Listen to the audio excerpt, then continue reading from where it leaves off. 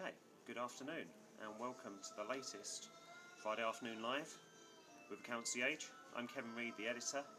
I'm sporting a bit of a sore head this morning because yesterday was the culmination of a year's work of us putting together the CFO Agenda, which we run through our sister brand Financial Director, and we ran this at the Royal Society of Arts, a day-long conference, and we had about 50-60 top CFOs along to hear various sessions ranging from how to deal with cyber attacks and issues around risk and governance and culture.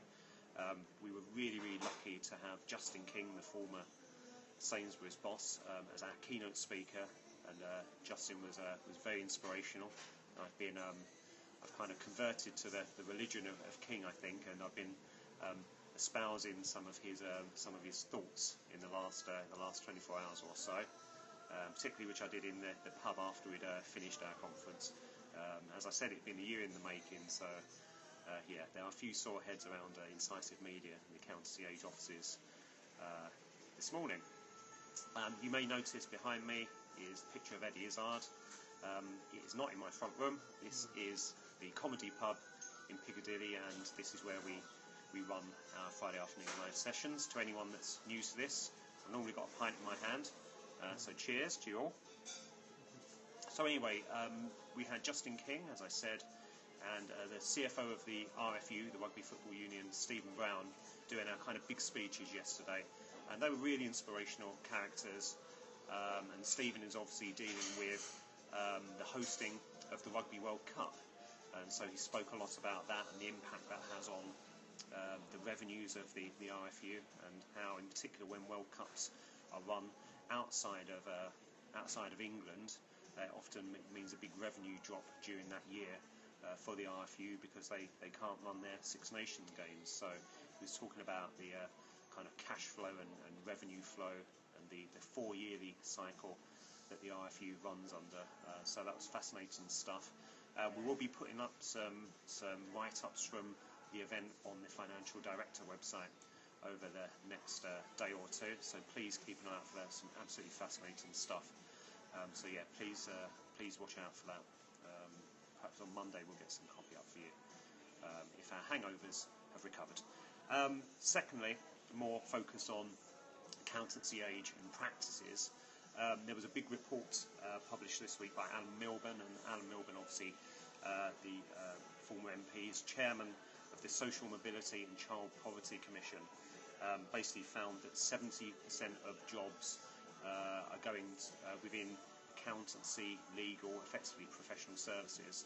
70% of those jobs are going to graduates of kind of elite and fee-paying schools, posh schools, for want of a better term. And this is obviously quite interesting because the profession set up the Access Accountancy drive last year, which is a drive around social mobility, really.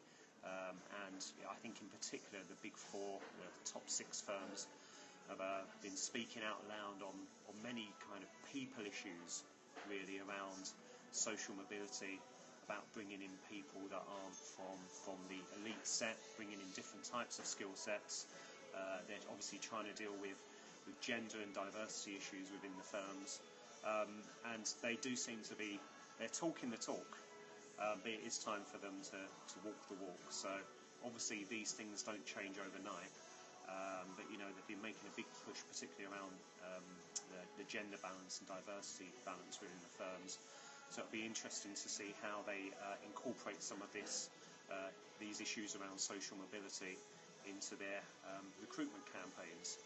I think they need to be very proactive about this. But as we've seen in recent years, particularly around gender and diversity, the firms are really struggling to make a dent on this. And you know, obviously women hitting the glass ceiling. The firms have been actually quite open in saying that it's still a struggle for them.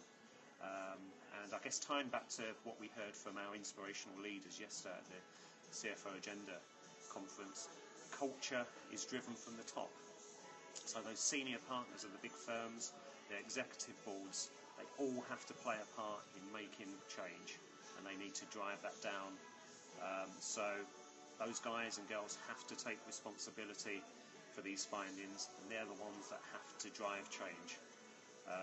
Obviously, we spoke to Interserve's FD yesterday, Tim Hayward, who is also head of sustainability at that business, and he drives sustainability throughout Interserve, which is a big FTSE 250 company. It's up to the leaders to make a difference. They have to drive change down from the top. So we'll see how that all pans out. We didn't get any questions sent in today via Twitter, unfortunately. I don't know if we've had any sent in. We've had one about Justin King's 10 C's. Which one you think? Which one you like the sound of best, and which one's most applicable to CFOs and FDs? And right. Okay. Firms? That's a bit of a trick question. I don't have the list in front of me. I think I'd probably just go back to his theme of thinking about the customer and the silos that I think that boards can operate in. And Justin spoke about his first day at Sainsbury's being spent in a store, and that perturbing people in Sainsbury's head office who all expected him to turn up at his desk. And so for Justin, that's a key part of what he did every week actually at Sainsbury's, in terms of being close to the customer base and being close to staff. I nearly said staff there, but colleagues as he referred to them. So I think being humble, keeping close to your customers, keeping close to your colleagues. I think there's at least a couple of C's in there. That seemed a really key message from Justin, and I think all leaders should act that way. Never dislocate yourself from your customer base or your colleagues. So that's what I'd go with there. And okay, right. I need hair of the dog, I think, to recover from yesterday's CFO Agenda, post CFO Agenda celebrations. Thank you for joining us, and we'll see you again next week. See you on the other side.